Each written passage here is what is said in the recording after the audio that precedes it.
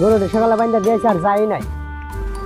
এই শোর বাচ্চা কুলা আমি কইছিলাম যে গরু নিয়ে আই, গরু নিয়ে আইলো না। কোন জীবন দারু খায় মদ চালাবেন নিচ্ছে। শোর বাচ্চা তুই কি কথা ফেন না এগুলো বাড়াইছে রাখতে মানে ভাই ভিড়িয়েছে দিয়ে খেলাই